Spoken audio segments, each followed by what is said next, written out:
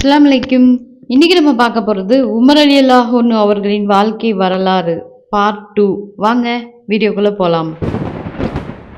நபவி 7ஆம் ஆண்டு இஸ்லாமை ஏற்ற உமர் ரலியல்லாஹு அன்ஹு அவர்கள் 13ஆம் ஆண்டு ஹிஜ்ரத் பயணம் மேற்கொண்டார்கள். ஹிஜ்ரத் கிளம்புவதற்கான அனுமதி கிடைத்தவுடன் உமர் ரலியல்லாஹு அன்ஹு அவர்கள் அதற்கு எல்லா வகையிலும் ஆயத்தமாகி தம்மோடு ஒரு சில தோழர்களையும் அழைத்துக் கொண்டு மதீனாவை நோக்கி கிளம்பினார்கள். கையில் உருவிய வாள்களை ஏந்திக் கொண்டு எல்லா வீதிகளிலும் வழியாக உலா வந்தவாறு காபத்துல்லாவை அடைந்தார்.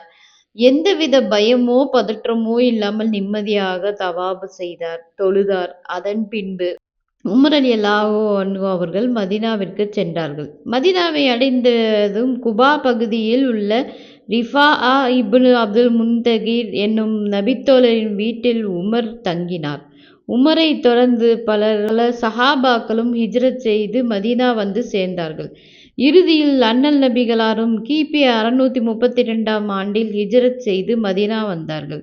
மதீனாவிற்கு வந்ததும் அண்ணல் நபிகளார் ஸல்லல்லாஹு அலைஹி வஸல்லம் அவர்கள் முஹாஜிரீன்களுக்கும் அன்சார்களுக்கும் இடையே சகோதரத்துவ உறவை ஏற்படுத்தினார்கள். உமருக்கு உத்பா இப்னு மாலிக் என்பவருக்கும் இடையே சகோதரத்துவ உறவு ஏற்பட்டது. பனு ஸாலிம் கோத்திரத்தை சார்ந்த முக்கியமான பெருமனிதராக அவர் இருந்தார்.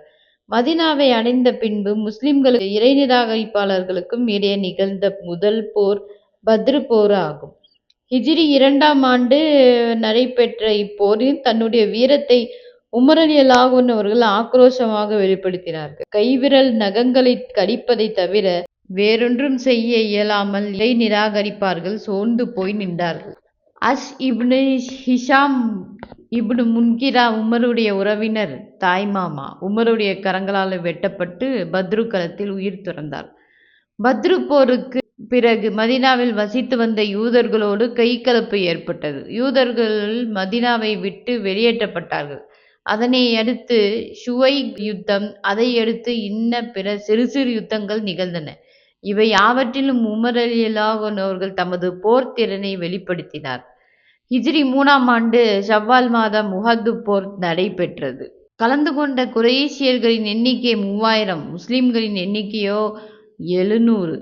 குறைஷியரின் 200 குதிரை வீரர்களும் 700 ஆயுதம் ஏந்திய வீரர்களும் இருந்தார்கள். முஸ்லிம்களோ 100 குதிரை வீரர்களும் 100 ஆயுதம் ஏந்திய வீரர்களும் இருந்தார்கள். ஷவ்வால் மாதம் 7ஆம் நாள் சனிக்கிழமை அன்று போர் தொடங்கியது. அண்ணல் நபி ஸல்லல்லாஹு அலைஹி வஸல்லம் அவர்கள் அடுத்து என்ன நடந்ததுன்னு தெரிஞ்சுக்க மறக்காம சப்ஸ்கிரைப் பண்ணிக்கோங்க. இன்ஷா அல்லாஹ் அடுத்த வீடியோவில் சந்திப்போம். அஸ்ஸலாமு அலைக்கும் வரஹ்மத்துல்லாஹி வபரகாத்துஹு.